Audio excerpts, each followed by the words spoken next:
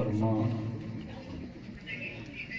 باوقار مقدس علماء کرام،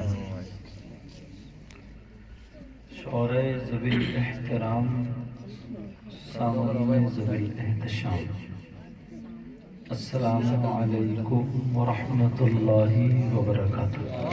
وعلیکم السلام۔ الحمدللہ الحمدللہ بارئ النسم مسبغ النعم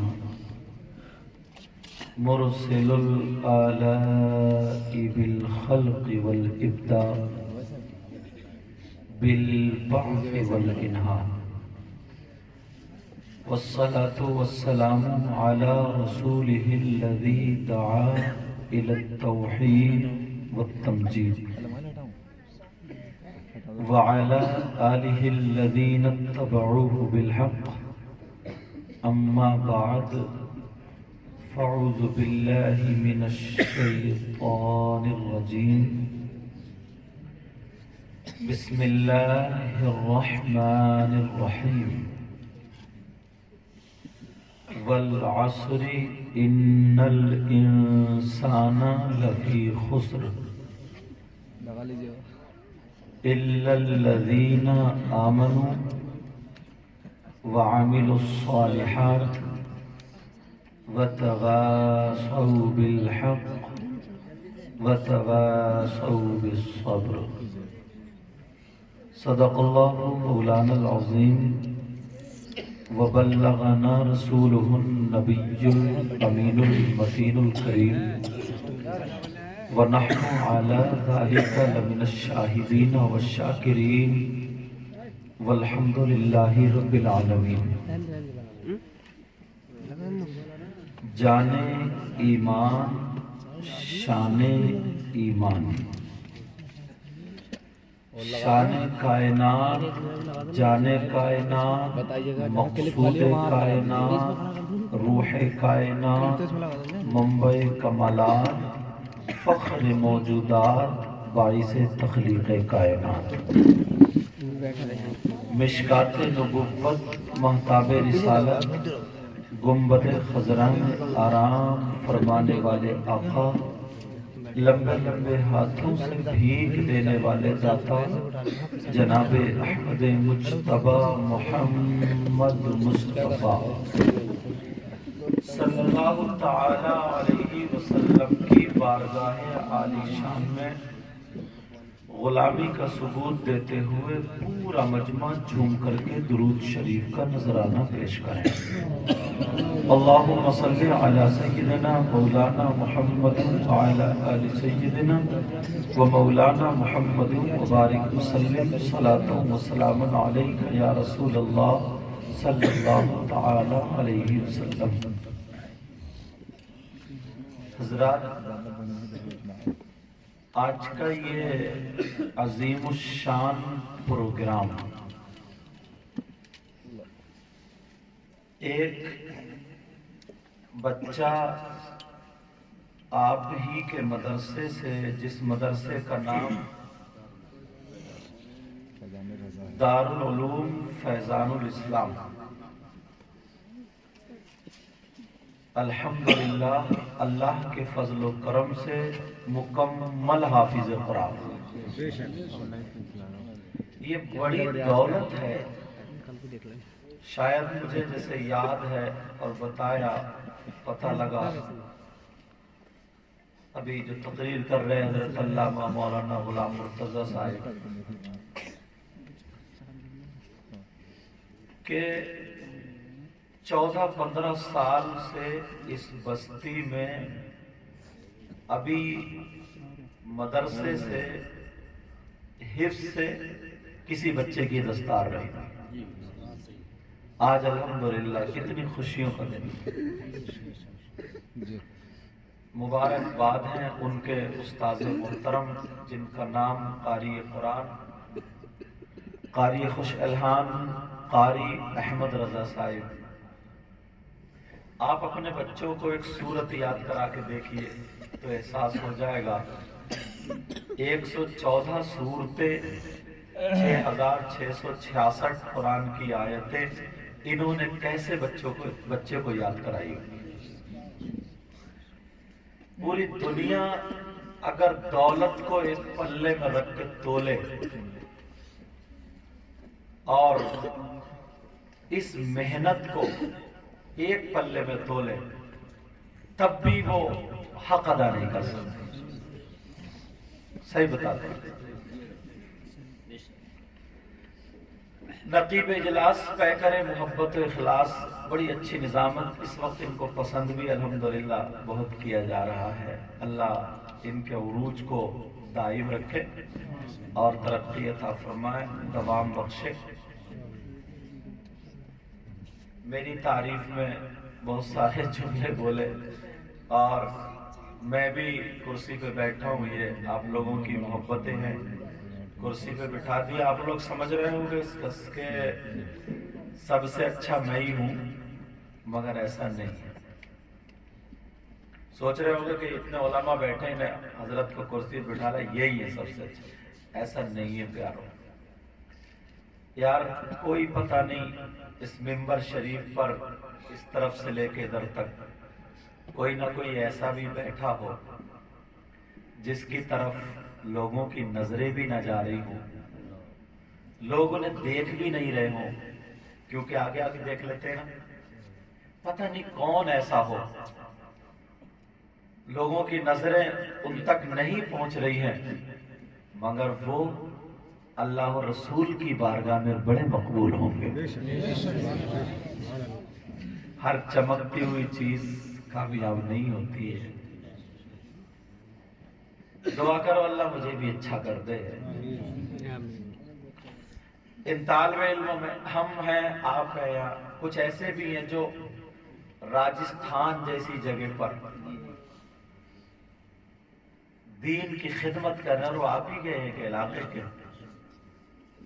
अब रमजान मुबारक का महीना, कोई बेंगलोर, कोई राजस्थान, कोई गुजरात, जहां जहां इन उलमा का रिस्क लिखा है, अल्हम्दुलिल्लाह जाएंगे, तशरीफ ले जाएंगे। शेख सादी भी यही कहते हैं, लिखते हैं, हम मदरसे में पढ़े और पढ़ाए यही है कि हर जंगल को खाली मत समझो, पता नहीं कहाँ शेर सोया हुआ, चीता सोया हुआ, पता नहीं। हमारे बुजुर्ग ने देख रहे हैं। मुझे इसलिए कुर्सी पर बिठा दिया है कि मैं आज थोड़ी आपसे गुफ्तगू करने वाला हूँ। दुआ करो अल्लाह मुझे हक बोलने, आपको सुनने, हम सबको उस पर अमल की तौफीक अता फरमाए। सारी इबादतें, चाहे वो फर्ज हो, वाजिब हो, सुनन हो, नफल हो, मुस्तहब, सारी की सारी इबादतें जितनी भी हैं, फर्ज, वाजिब, सुन्नत, सब इकट्ठी करो, और इकट्ठी करने के बाद अब पूछो कि सारी इबादतों में सबसे अहम इबादत कौन सी है? सबसे अफजल इबादत, अच्छी इबादत, बेहतर इबादत कौन सी?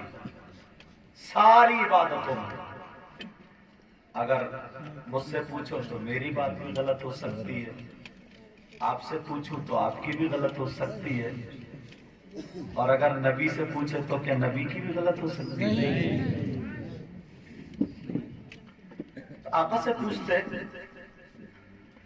अल्लाह के रसूल सल्लल्लाहु ताला अलैहि वसल्लम इरशाद फरमाते हैं, अस्सलातु अहम्मुल इबादात।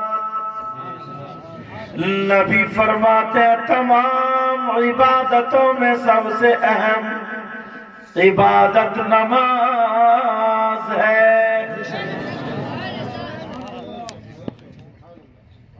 कोई भी वली, कोई भी गौस, कुतुब, अब्दाल, पूरी दुनिया के अच्छे लोगों की लिस्ट बनाओ,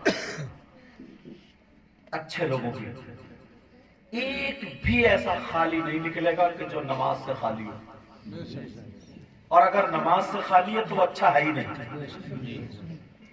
अगर नमाज से, हाँ यहाँ पे एक चीज और कह देता हूँ, نماز ہے کس کی؟ عاقل، جسے ہوش ہو، عقل ہو، سمجھے، بالغ ہو، اور مسلمان، مرد اور عورت دونوں پر 5 وقت کی نماز فرض ہے۔ اگر کوئی اللہ والا حالت جذب میں چلا گیا، اس کی کیفیت بدل گئی، اسے اپنا ہوش و حواس نہیں، تو اب اس پہ شریعت کے احکام اٹھ جاتے ہیں۔ جیسا کہ آپ نے سنا ہوگا صابر پاک 12 سال گولڑ کی لکڑی پکڑے ہوئے کھڑے ہیں۔ اب کوئی یہ کہہ دے 12 سال کی فجر کی نماز کہاں گئی، ظہر کہاں گئی، عصر کہاں گئی، مغرب کہاں گئی، عشاء کہاں گئی، اور جس کی نماز چھوٹے ولی پھر کیسا؟ تو پھر میں یہ بھی پوچھوں گا 12 سال کوئی نہیں کھائے گا تو مر بھی جائے گا، ان کا صبح کا ناشتہ کھا گیا، دوپہر کا کھانا کھا گیا، شام کا کھانا کھا گیا، سمجھ رہے؟ تو میں نے ایک بتا دیا، عاقل بھی ہونا اس کے لیے۔ اگر کوئی یہ مثال دے کہ صاحب وہ آپ نے ایسے سے کہا لیکن وہ اللہ کے ولی تھے، وہ مجذوب تھے، انہوں نے نماز نہیں پڑھی لیکن وہ ولی تھے، لیکن مجذوب کا جو لفظ آ گیا یہ ذہن رکھنا، اس لیے میں نے صاف کر دیا۔ جیسے سیدنا شاہ حافظ جمال اللہ کے، ان کے بارے میں آتا ہے، شاہ درگاہ میں ولائی کے بارے میں آتا ہے، شکار کو گئے کھڑا کر دیا، کھڑے رہے وہیں پہ، تو اتنے دنوں کھڑے رہے تو ان کی نمازیں کہاں ہوئی؟ پھر نمازیں گئی تو ولی کیسے؟ تو کھڑے کیسے رہے؟ کھایا کیوں نہیں، پیا کیوں نہیں، بیٹھے کیوں نہیں، سوئے کیوں نہیں، لیٹے کیوں نہیں؟ حالت جذب میں تھے، تو اس وقت شریعت کے احکام اٹھ جاتے ہیں۔ لیکن یہاں پہ ہوش و حواس کی بات چل رہی، ٹھیک ہے؟ اللہ کے رسول صلی اللہ تعالی علیہ وسلم فرماتے تمام عبادتوں میں سب سے افضل اور اہم عبادت نماز ہے۔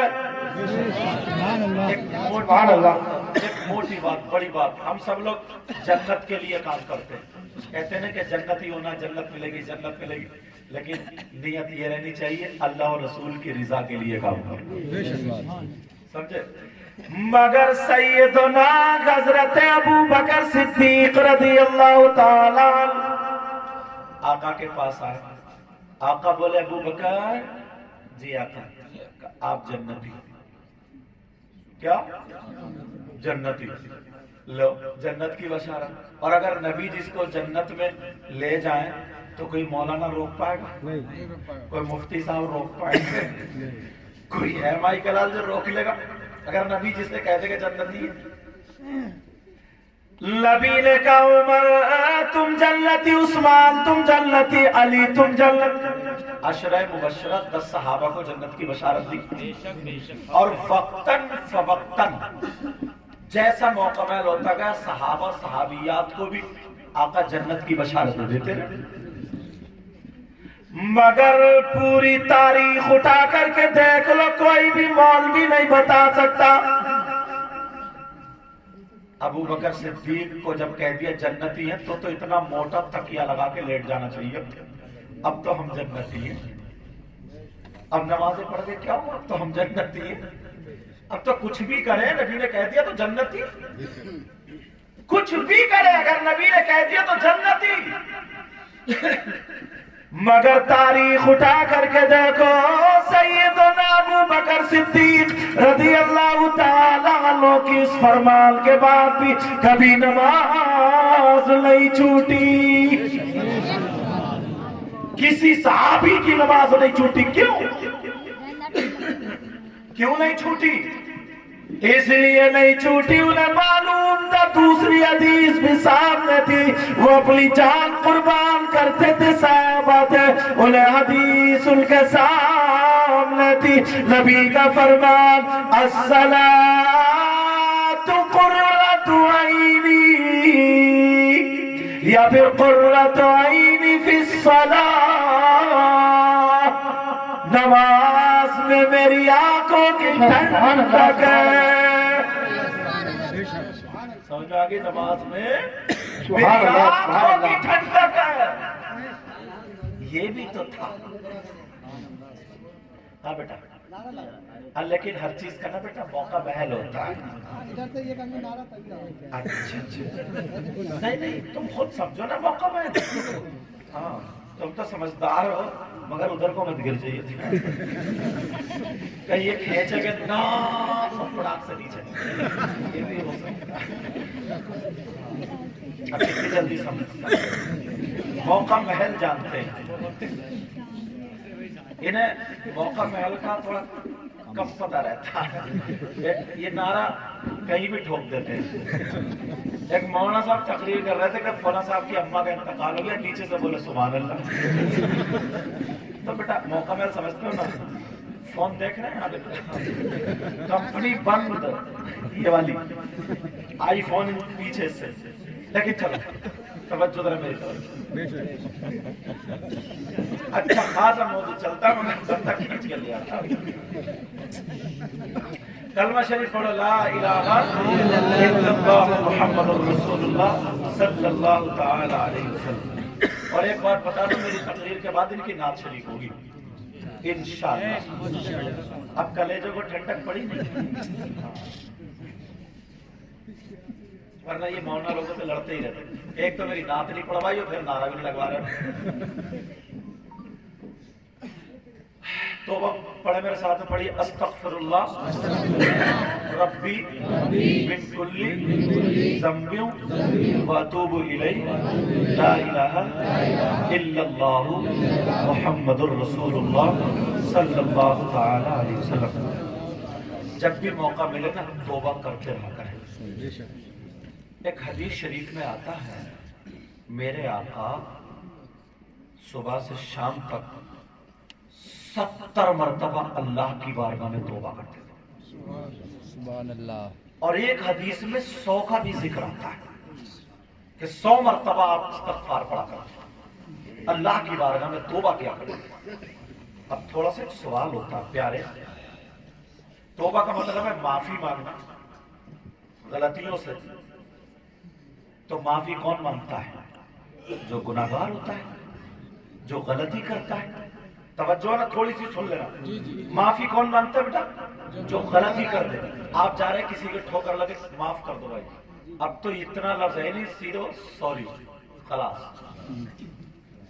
لیکن معافی کون مانگتا ہے؟ جو غلطی کرتا ہے، جو گناہگار ہوتا ہے وہ معافی مانگتا، توبہ کرتا ہے۔ بولو ہے کہ نہیں؟ مگر ہمارے آقا سر سے لے کر پاؤں تک گناہوں سے پاک، معصوم عن الخطا، پھر معافی کیوں مانگ رہے ہیں؟